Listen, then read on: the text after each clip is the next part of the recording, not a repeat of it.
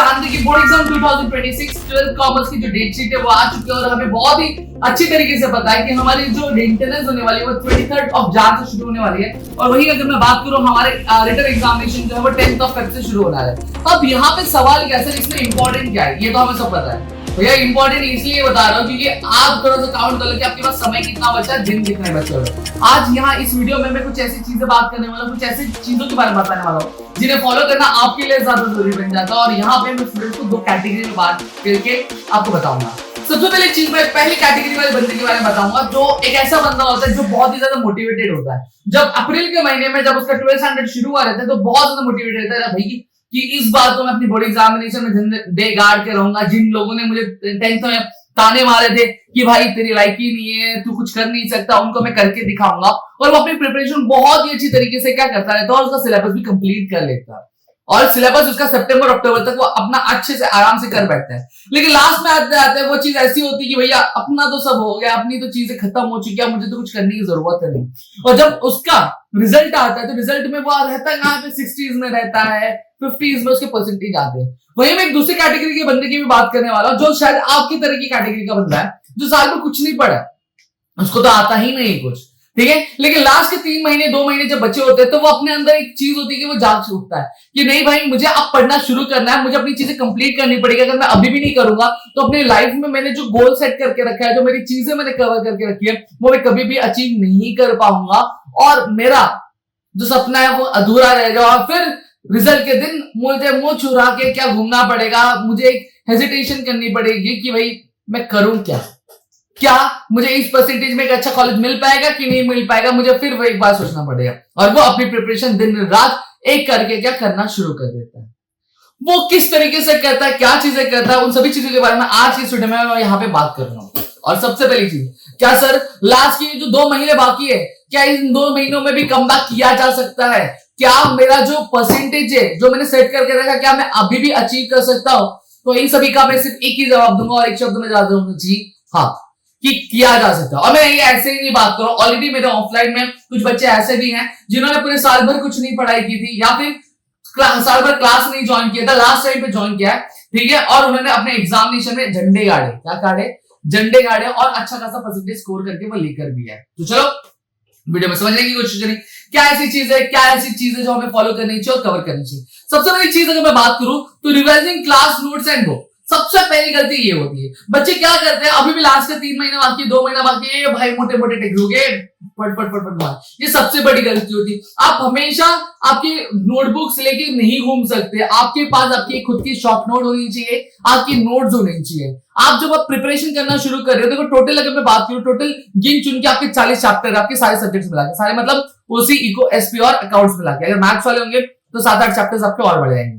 समझ में आ गया? अब ये जो 40 चैप्टर्स का टारगेट आपको सेट करना है कि हर एक दिन आपको कितने कितने चैप्टर्स कवर करने हैं। अगर आज में बात करूं, अगर एक दिन में आप एक चैप्टर्स कंप्लीट कर दो तो 40 दिन में आपका पूरा सिलेबस आराम से कंप्लीट होता है। क्या?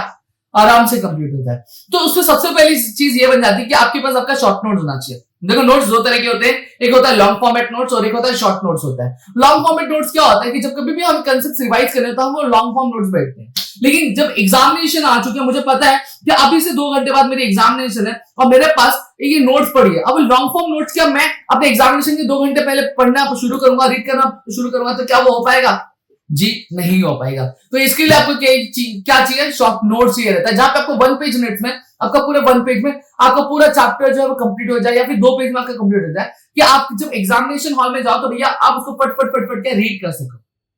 तो क्या अब ये नोट मुझे बनाना चाहिए कि नहीं बनाना चाहिए? देखो मेरा सजेशन रहेगा खुद के नोट्स बनाओ, लेकिन अगर नहीं बना पा रहे तो दिक्कत लेने की जरूरत नहीं है। ऑलरेडी नीचे डिस्क्रिप्शन में आपको प्रदीप कॉलेज एंड स्कूल का एप्लीकेशन का लिंक दिया, वहां पे मैंने मेरे जो जितने भी शॉर्ट नोट्स है वो सारी चीजें मैंने अपलोड कर दी जो कि आपके चैप्टर से 1 पेज में 2 पेज में खत्म हो जा रहे हैं। तो आप वो चेकआउट कर सकते हो, उसको डाउनलोड कर सकते हो, प्रिंट निकलवा सकते हो, आप पढ़ना शुरू कर सकते हो, ठीक है। दूसरी चीज वो ये होती है equal importance to all chapters. देखो जिंदगी में अगर मैं बात करूं, हर एक इंसान आपके लिए महत्वपूर्ण नहीं होता है, ठीक है। कुछ आपके खास लोग होते या फिर होती है, ठीक है। उसी तरीके से अगर मैं बात करूं आपके एग्जामिनेशन में चैप्टर्स की भी बात करूं, चैप्टर्स हर कोई इतने इंपॉर्टेंट नहीं होते हैं।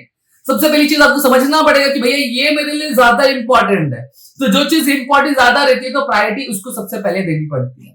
सर प्रायोरिटी डिसाइड कैसे करें? कुछ नहीं करना, लाख बार नहीं, ज्यादा हो गया, 1000 बार अगर मैं बात करूं, मैंने कई बार आपको बताया है कि आपको क्या करना है। सबसे पहली चीज पूरे चैप्टर्स की लिस्ट आउट बनानी है और आपको वेटेजेस क्या डिसाइड करनी है। वेटेज आपको पता चल गया। अब देखो इनमें से कौन से चैप्टर्स के सबसे ज्यादा वेटेज है, उन चैप्टर्स को पढ़ना शुरू करो। सबसे पहले वो चैप्टर्स कर लो और आप फिर उसके बाद थोड़े से कम वाले, फिर थोड़े से कम वाले, ये चीज कर सकते। या फिर आप ये कर लो, ये जो छोटे छोटे चैप्टर्स है उनको कवर कर लो, जो इजी चैप्टर्स है और वेटेज थोड़ा कम है उनको कर लो। अब ये वाला कंसेप्ट क्यों कह रहा हूं, क्योंकि देखो बूंद बूंद से सागर बनता है। अगर आप छोटे छोटे चैप्टर्स भी कर लोगे तो आप एक अच्छे खासा मार्क्स का स्कोर कर सकते हो। लेकिन what I suggest you is कि अगर आप एक अच्छे खासे बंदे हो, एक एवरेज स्टूडेंट भी हो, ठीक है, आप फिर भी आप क्या कर सकते हो, आप हाईएस्ट जो वेटेज वाला चैप्टर उनको पहले कर सकते हो, फिर उसका लो वेटेज वाला चैप्टर करो। और एक और चीज कहूं, यहाँ पे मैंने एक टर्म्स यूज किया एवरेज स्टूडेंट। एवरेज कोई नहीं होता, सारी चीजें प्रिपरेशन पे रहती है। एक बंदा ऐसा होता है जो दिन रात दिमाग से मेहनत से क्या करता है, स्टडी करता है, वो परसेंटेज स्कोर कर लेता है। कुछ लोग होते हैं थोड़ा सा चिल आउट करते हैं तो उनका परसेंटेज थोड़ा सा कम आ जाता है। फिर दूसरी चीज आती है, अब यहाँ पे आपका सिलेबस खत्म हो जाएगा। सिलेबस खत्म होने का शायद आपके कॉलेजेस में प्रीलिम्स चालू हो जाएंगे और उसके पहले आप क्या करोगे, आप अपनी मॉक टेस्ट दोगे। मॉक टेस्ट मतलब क्या होता है, एक तरीके का आप एग्जामिनेशन का एक्सपीरियंस लोगे। तो जब मॉक टेस्ट आप दे रहे हो तो मॉक टेस्ट देने का हर एक पेपर सॉल्व करने का आपको सबसे पहली चीज ये करनी चाहिए, आपको आपका पेपर एनालाइज करवाना है। क्या मैं जो चीजें लिख रहा हूँ, क्या ये जो मेरा कंटेंट लिख रहा हूँ, क्या ये सही है, क्या गलत है, क्या इतना ही लिखना चाहिए या फिर इससे ज्यादा लिखना चाहिए, ये चीज आपको एनालाइज करवा देनी। किससे, आपकी ट्यूशन टीचर होंगी उनसे करवा लो, या फिर आपकी कॉलेज की टीचर होंगे उनसे आप क्या करवा सकते हैं। दूसरा अगर मैं बात करूं, no focus on time bound practice.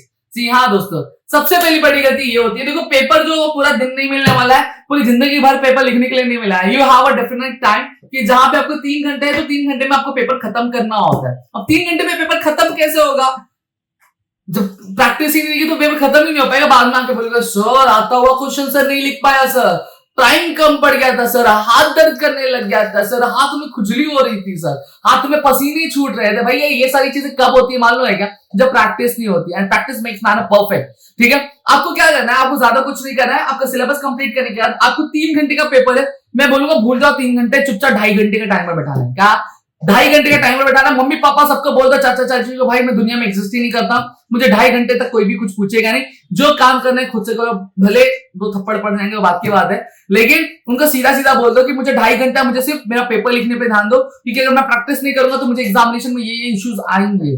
ठीक है, एकदम एग्जामिनेशन हॉल वाला माहौल बना देना है ताकि आप जब एग्जामिनेशन में जाओ तो आपको दिक्कत नहीं होनी।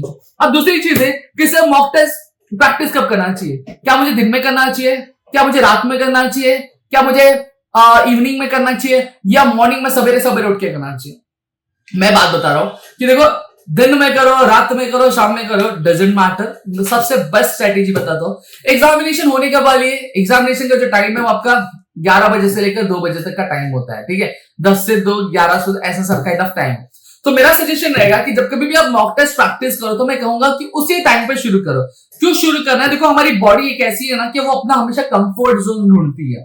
अगर आप उसको रात में प्रैक्टिस करो तो आपकी जो बॉडी है ना वो रात में अडेप्ट हो जाएगी। समझ में, अगर रात वाला टाइम अडेप्ट करेगी तो रात में ज्यादा एक्टिव रहेगी, दिन में थोड़ा सा एक्टिव नहीं रहेगी, नींद वगैरह आएगी, मुझे आ रही है। समझ में आ गया। तो उसके लिए आपको क्या करना पड़ेगा, उसके लिए आपको कुछ नहीं करना है। आपको जो टाइम दिया हुआ है एग्जामिनेशन, उस एग्जामिनेशन के टाइम को अपना मॉक टेस्ट का टाइम बनाओ और उस हिसाब से प्रैक्टिस करो। जब आप रेगुलर बेसिस पे मॉक टेस्ट की प्रैक्टिस कर लोगे उस टाइम पे, तो आपकी बॉडी अडॉप्ट हो जाएगी। आपकी बॉडी को क्या भेजेगी, सिग्नल्स भेजेगी आपके माइंड को कि नहीं भाई मुझे इस टाइम पे एक्टिव रहना, और एग्जामिनेशन तक आपकी बॉडी उस पर्टिकुलर टाइम को अडॉप्ट करेगी और आपकी आदत बैठ जाएगी।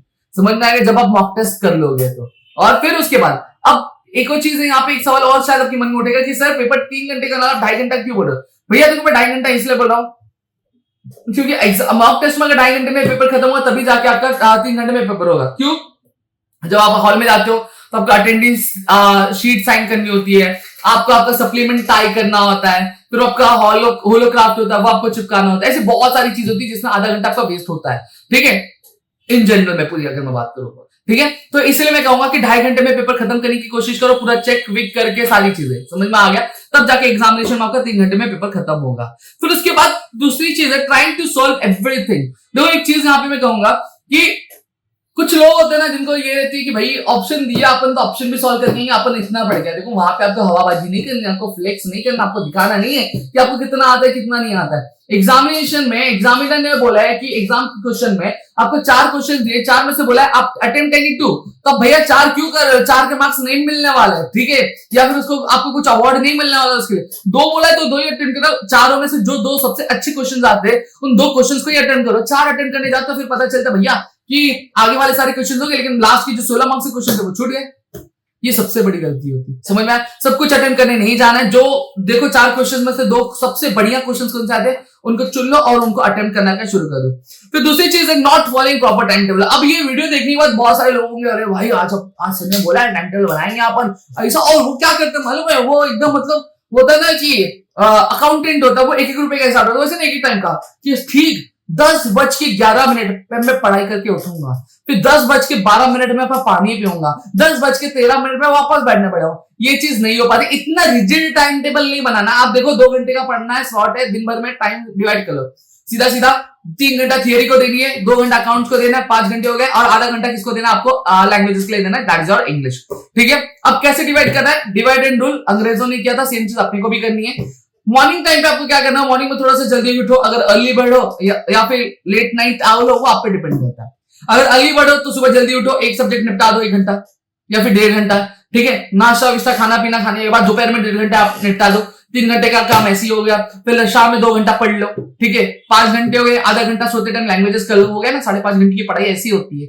ये नहीं, कोई नहीं बोलता आपको भाई बैठो एक बार, तो बैठने के बाद लगातार 5.5 घंटे बैठो, नहीं होता भाई। मैं भी रहूंगा तो नहीं होता है, हालत डाउन हो जाती है, बहुत सारा काम है, बहुत सारा स्ट्रेस होता है, समझ में आ गया? इसे डिवाइड कर दो कि 1.5 घंटा अभी, 1.5 घंटा दोपहर में और फिर 2 घंटा शाम में। इस तरीके से जाओगे तो आपकी पढ़ाई का बहुत अच्छी तरीके से हो जाएगा। टाइम टेबल बना रहे हो भैया, फॉलो करो। ये नहीं कि दूसरे का टाइम टेबल देख के बनाओ। अब मुझे कोई कमेंट करके ये नहीं बोलेगा सर आप टाइम टेबल बताना। भाई देखो एक चीज में बोलो, ये जो यूट्यूब वगैरह पे टाइम टेबल वगैरह सारी चीजें चल रही है, बहुत अच्छी चीज है, बहुत अच्छे तरीके से बता दो। लेकिन मेरा क्या मानना है मालूम है क्या? मेरा ये मानना है, देखो आपका रूटीन है, आपको सबसे बढ़िया पता है, ठीक है। मुझे आपका रूटीन कैसे पता हो सकता है? पता हो सकता है क्या? नहीं पता हो सकता। तो मुझे बताओ, जब आपको आपका रूटीन अच्छे से पता है कि आप स्कूल कब जाते हो, आप उठते कब, आपको खाना कब खाना होता है, आपको नहाना कब होता है, ठीक है, कुछ दोस्त से किससे बात करें, कभी इंस्टाग्राम कब चलाना होता है, ये सब चीज आपको पता है कि क्या क्या आप करते हैं। तो मुझे बताओ टाइम टेबल कौन अच्छा बनाएगा आपके लिए? आप खुद बना पाओगे और आपके अंदर क्रेडिबिलिटी है। बस एक फॉर्मेट बता सकता हूँ। ऑलरेडी मैंने यूट्यूब पे कई सारी वीडियो डाली हुई है कि किस तरह का टाइम टेबल आना चाहिए, कितने घंटे अलॉट करो, उस हिसाब से बनाओ ना, क्या दिक्कत है? फिर उसके बाद अगर मैं बात करूं लिविंग 2 इजी चैप्टर्स। अब एक चीज और ये होती है, अपने को प्रिंसिपल ऑफ मैनेजमेंट में बहुत इजी लगता है, बहुत हिंदी चैप्टर है, इमेजिंग मोड्स ऑफ बिजनेस, कुछ नहीं, ई बिजनेस भी बिजनेस है। ये सबसे बड़ी गलती होती है जब हम ये सारी चीजें करते हैं ना। ये छोटे छोटे चैप्टर्स जो इजी चैप्टर्स होते हैं, जब उनको स्किप आउट करने लगता है, फिर जब एग्जामिनेशन में जाते हैं तो पता चलता है यही चैप्टर्स हमारी जान ले रहे हैं, ठीक है। तो इजी चैप्टर्स जो होते हैं, जो आपको आता है, लीडिंग चैप्टर्स, उनको नहीं इग्नोर करना है, उनको भी चीजें कवर करके चलनी है। और बोलूंगा पेपर पैटर्न वाइज सारी चीजें करो। ऑलरेडी कॉमर्स की सीरीज चल रही है, बहुत अच्छा खासा चल रहा है, आपके वीडियोस आ रहे हैं जहां पे 50 to 60% सिलेबस मैंने कंप्लीट कर दिया। अब आने वाले 1 वीक में मैं सिलेबस पूरा कंप्लीट करके आपको हाथ में दे दूंगा मैं, ठीक है। फिर आप अपनी पढ़ाई कर सकते हैं बहुत अच्छी। और जो जो चैप्टर्स आ रहे हैं आपके हाई वेटेज वाले चैप्टर्स मैंने करवा दी है, तो पढ़ना शुरू कर दो। समझ में आ रहा है कि नहीं आ रहा है? ठीक है, पढ़ना शुरू कर दो। पढ़ने के बाद आपको पीवाईक्यूज करना है, फिर आपको आपका पेपर क्वेश्चन पेपर भी सॉल्व करना शुरू कर दे रहे हैं, ठीक है। तो यहाँ पे मैंने आपको पूरी चीजें बता दूं। एक लास्ट चीज यहाँ पे मैं आपको कहूंगा कि हार नहीं मानना है जिंदगी में। देखो कोई भी जब आप अच्छा काम करने बैठते हो तो आपको कठिनाई बहुत आती है। कठिनाई इसलिए आती है कि जब अच्छा काम करने जाते हैं तो हम अपने कंफर्ट जोन से थोड़ा बाहर निकलते हैं, और कंफर्ट जोन से बाहर निकलना ही पड़ेगा। अगर आप ये सोचोगे कि अपने कंफर्ट जोन में रह के मैं अपनी चीजें करूं, तो कभी भी आप अपने कंफर्ट जोन में रह के अपनी चीजें कवर नहीं कर पाओगे। कभी ये नहीं सोचो, अगर आपको अपने एक लेवल अप करना है, आपको थोड़ा सा और अच्छा बनना है, थोड़ा सा और बेहतर पढ़ना है, तो आपको अपने कंफर्ट जोन से बाहर निकलना ही पड़ेगा। अगर आप कंफर्ट जोन से बाहर नहीं निकलोगे तो आप कुछ नहीं कर पाओगे, लाइफ में भी कुछ नहीं कर पाओगे। समझ में आ गया कि नहीं आ गया? तो आपको अपने कंफर्ट जोन से बाहर निकलना है, आपको अपना पोटेंशियल पहचानना, और वो चीज आप कर सकते हो। एक चीज है, सबसे पहला कॉन्फिडेंस यही होता है कि मैं कर सकता हूँ, मैं करूंगा और मैं करके रहूंगा, ठीक है। तो मिलता है हमारे अगली वीडियो में, तब तक के लिए करते रहो सुरक्षित, ध्यान रखना दोस्तों। जय हिंद दोस्तों।